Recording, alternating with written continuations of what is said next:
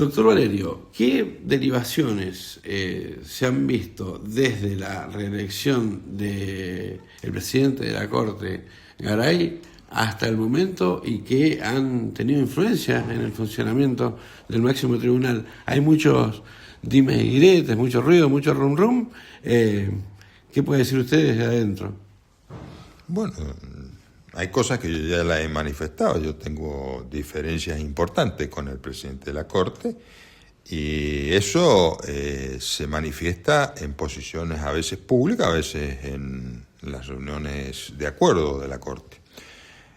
Respecto a cómo debe funcionar el Poder Judicial, cómo debe funcionar la Corte, la falta de políticas judiciales necesarias, una coordinación de las políticas, como he sido muy crítico respecto a que el Poder Judicial tiene una cabeza que es la Corte, y es la Corte, somos 7 miembros, y nadie es el dueño de esta Corte. Todos somos parte de esta Corte.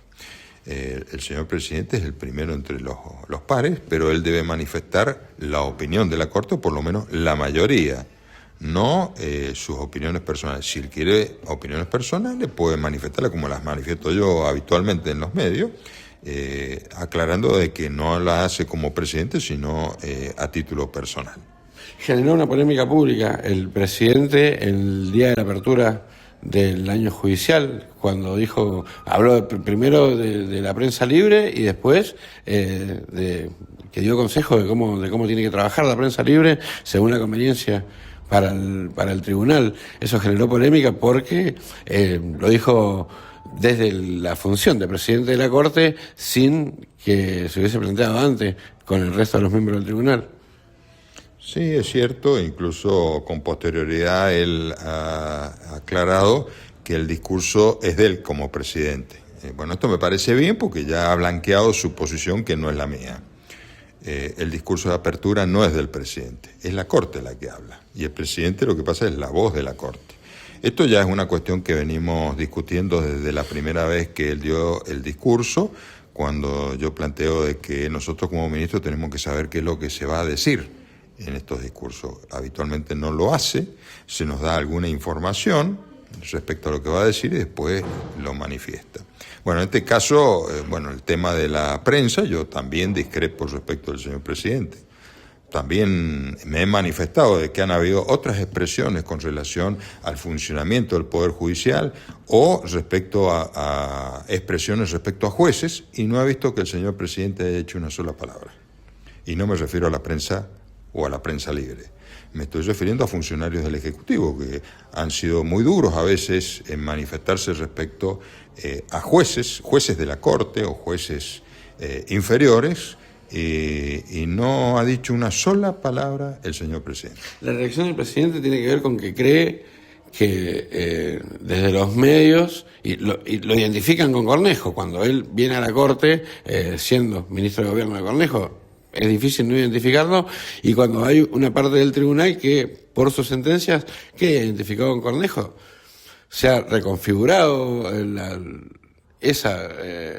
los números de la Corte, la división de bloques de la Corte, si se quiere, pero sigue existiendo el bloque afín a Cornejo. Eso es lo que molesta a Garay.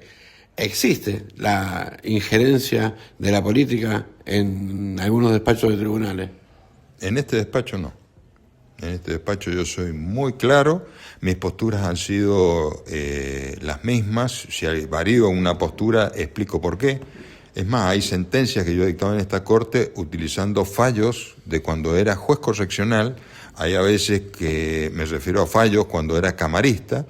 Es decir, he tratado de mantener una coherencia como juez, como miembro del Poder Judicial, y puedo equivocarme como cualquier juez, como cualquier ser humano, pero siempre la he mantenido de esa manera. Entonces, si coincido en la postura con los otros jueces, será la forma en que se vota. Ahora, yo no ando arreglando mi voto de acuerdo a las posturas de los demás. Por eso muchas veces me dicen, ¿va a ser una disidencia? Sí, yo voy a hacer una disidencia, pues no estoy de acuerdo. Pero tiene razón lo que dice el presidente, que se siente víctima de como una parcialización de parte de los medios hacia una parte del tribunal, o los medios reflejan lo que pasa?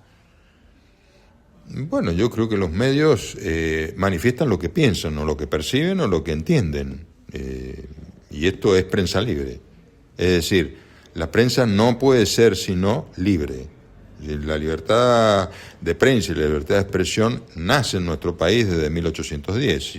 Muchas veces he manifestado que ya en 1811, con el decreto de libertad de prensa, se estableció la primera forma de juicio por jurado para asegurar la libertad de prensa. ¿Hay injerencia política? ¿Hay diferencia en la relación de la política con la justicia hoy comparado con años antes? Yo creo que lo que existe son mecanismos institucionales que habilitan la posibilidad de que exista alguna interferencia, y eso es lo que yo critico. Esos mecanismos son los que, en definitiva, generan situaciones que obviamente aparecen las sospechas de que no todas las causas se manejan de la misma manera, depende de quién se trate, o existen determinadas situaciones que por supuesto llaman la atención. Como por ejemplo yo lo he manifestado en el jury de Marte Arena, que se armó un gran escándalo, se inició un jury y pasaron 11 meses para desempolvarlo. Y después se votó y se rechazó. Y en el intermedio elegimos al presidente de la Corte en la vez anterior. Es decir, nadie es inocente. Eso hoy, ¿qué está pasando de que se pueda asimilar a esa situación de Marte Arena? Veremos a ver qué pasa. Gracias. Por favor.